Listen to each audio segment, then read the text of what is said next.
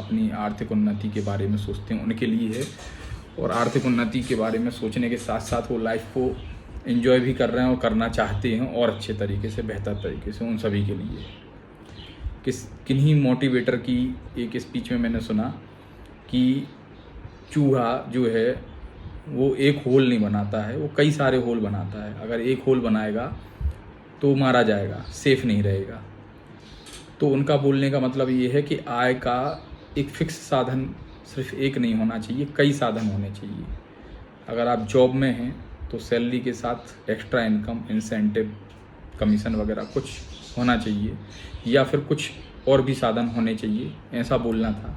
Business हैं तो एक बिजनेस के साथ कुछ छोटे मोटे और भी बिजनेस होने चाहिए, तो उनका बोलना ऐसा था। और फिर जिनके पास बिजनेस है ही नहीं तो उनके लिए तो मतलब ये मान लो कि एक भी होल नहीं है, खुले मैदान में दौड़ रहा है वो चूहा। तो हम मतलब देख रहे हैं अभी ट्रेंड, जो सोशल मीडिया का जो ट्रेंड चल रहा है, जिसमें कि आदमी की क्षमता हो या ना हो उसको अपना दिखावा करना है। अच्छा लगता है, लाइफ एंजॉय कर रहे हैं लोग, बट कहीं कहीं रिस्क में भी ला रहे हैं अपनी लाइफ को दिखावे के चक्कर में। पहले ऐसा नहीं चलता था, पैसा घर में बहुत होता था लेकिन दिखावा बहुत कम होता था।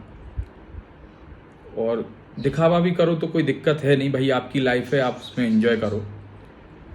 सबका अपना अपना शौक़ है, इंटरेस्ट है, उसे फुलफ़िल करो, खुश रहो अपने जीवन में, जो मन करे वो करो, जो भी करना हो लाइफ में सब करो। बट कहीं ना कहीं एक फ्यूचर सिक्योरिटी, एक आर्थिक उन्नति, एक आर्थिक भविष्य के बारे में सोचना भी ज़रूरी है। तो मैं देखता हूँ कि लोग, यूटिलाइजेशन हो या ना हो, मैं ये नहीं कह रहा यूज़ ना करो इस चीज़ को, अदरवाइज़ ना लिया जाए, यूज़ करो, खूब करो, लेकिन उसके साथ साथ कहीं ना कहीं आय के बारे में भी सोचो।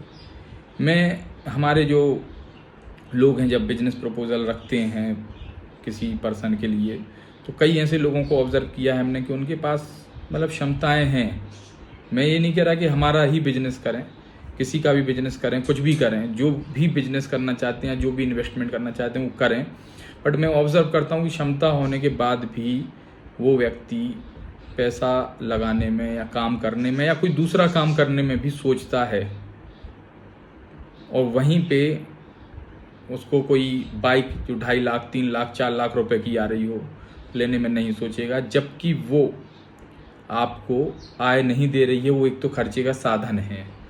और मैंने ये भी ऑब्ज़र्व किया, जितनी महंगी बाइक है उतना ही ज़्यादा उसका कम माइलेज है, उतना ही ज़्यादा उसका खर्चा, उतना ही ज़्यादा उसका मेंटेनेंस। या फिर कार है, जितनी महंगी कार है उतना ही ज़्यादा उसका खर्चा, उतना ही उसका मेंटेनेंस। या फिर फ़ोन हो गया, लाख लाख रुपए के लोग फ़ोन खरीद रहे हैं, लेकिन लाख रुपए का व्यापार